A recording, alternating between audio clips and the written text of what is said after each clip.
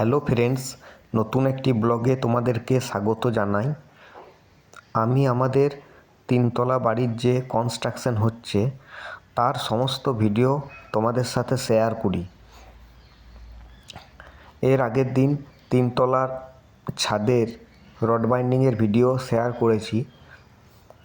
এখন তোমাদেরকে দেখাচ্ছি যে সেই ছাদের মধ্যে ইলেকট্রিকের মিস্ত্রি যে পাইপ ফেলেছে এবং কনসিল লাইটের জন্য বাটি দিয়েছে, ফ্যান হুক দিয়েছে, তার ভিডিওটা শেয়ার করছি।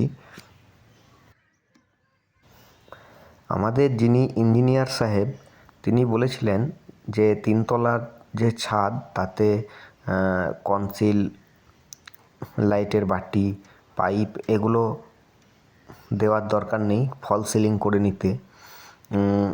যদিও আমরা ফল সিলিং করব না বলে এগুলো ছাদের মধ্যেই ফেলতে হলো ঢালাইয়ের আগে।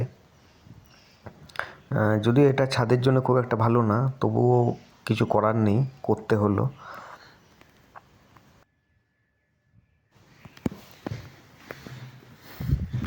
আমাদের এই বাড়িটি আমি নিজেই সুপারভাইজ করে করাচ্ছি। মিস্ত্রিকে কন্ট্যাক্ট দেওয়া হচ্ছে। এরপর আমাদের যিনি ইঞ্জিনিয়ার আছেন তিনি মিস্ত্রিদেরকে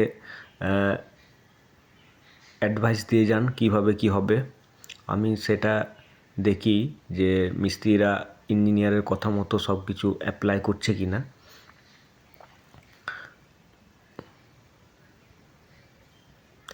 দেখতে পেয়েছো পারগোলাটা ঢেকে দেওয়া হয়েছে সিমেন্টের, যাতে ঘোলা টোলা বা ঢালাইয়ের যখন পাটা পেটানো হবে তখন যাতে ছিটকে না চলে যায়। পারগোলাটা যেহেতু ফিনিশিং হয়ে গেছে।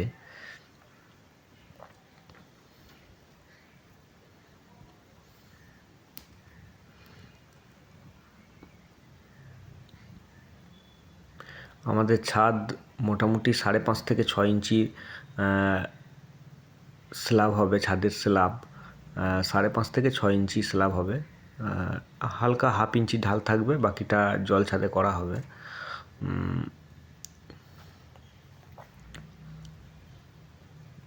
এই দেখতে পেয়েছো ঢালাইয়ের জন্য লিপ লাগিয়ে দেওয়া হয়েছে, এই দেখো।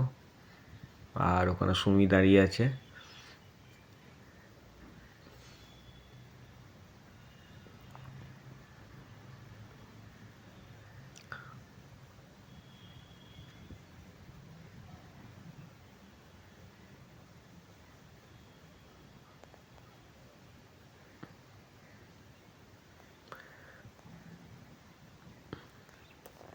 আমাদের ছাদের রড বাইন্ডিংয়ের ভিডিও এবং এই ইলেকট্রিকের পাইপ কীরকম ফেলা হয়েছে তোমরা অবশ্যই কমেন্টসে জানাবে, এবং ভিডিওটি ভালো লাগলে অবশ্যই লাইক করবে, আর আমার চ্যানেলটা অবশ্যই তোমরা সাবস্ক্রাইব করবে।